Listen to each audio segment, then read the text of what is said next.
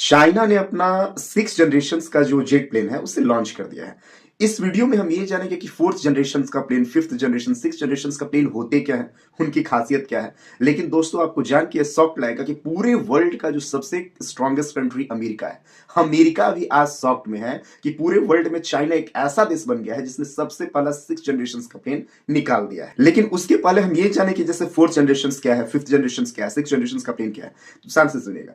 जैसे 4th generation का plane का एक तरह से अर्थ ये होता है, जेट प्लेन का अर्थ होता है कि उसमें भैया पायलट बैठता है और सामने से कोई मिसाइल आता है या फिर कहीं अटैक करने जाना होता है तो भैया बटन दबा के पूरा मिसाइल छोड़ता है।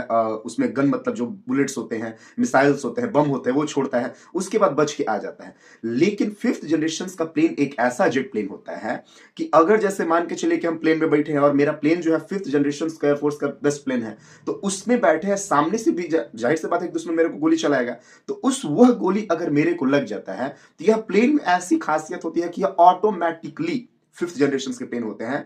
वह अगर पायलट को गोली लग गया, पायलट बेहोश हो गया, पायलट सो भी गया, तो ऐसा तो सोगा नहीं, लेकिन सो भी गया, तो वह प्लेन ऑटोमेटिकली वापस रिटर्न होकर लैंड हो जाता है। और 6 जनरेशन का जो जेट प्लेन होता है उसकी तो एक अलग ही खासियत होती है। उसकी खासियत भैया क्या होती है, तो अगर जैसे हम 6 जनरेशन के प्लेन में बैठे हैं और अपने दुश्मनों पे गोली बरसा रहे हैं और अचानक दुश्मन की गोली मेरे को लग जाती है और हम वहीं पे भगवान न करे डेड हो जाते हैं, फिर कोई भी ऑफिसर डेड हो जाता है या घायल अवस्था में होता है, तो वह ऑटोमेटिकली सिस्टम से, जो 6 जनरेशन का प्लेन होता है, वह एआई टेक्नोलॉजी से लैस होता है। वह प्लेन ऑटोमेटिकली गोली चलाएगा, अपना डायरेक्शंस बदल लेगा, कहां पे उसको जाना है ऑटोमेटिकली, और फिर गोली चला के जब उसको लगेगा कि भैया अब मेरे में फ्यूल खत्म हो गया, गोलियां खत्म हो गई, मिसाइल्स खत्म हो गए, या फिर जो मेरा पायलट है वो ज्यादा प्रॉब्लम है, वह ऑटोमेटिकली रिटर्न होकर खुद लैंड हो जाएगा। दोस्तों माना चाइना हमारा दुश्मन देश, और वाकई दुश्मन देश है, क्योंकि देखिए चाइना से दुश्मनी होने का दो मेन कारण है। एक है कि मतलब वो पानी पे मतलब ज्यादा नियंत्रण करता है, दूसरी सबसे इंपॉर्टेंट होती है जम्मू कश्मीर तथा अरुणाचल प्रदेश का मामला।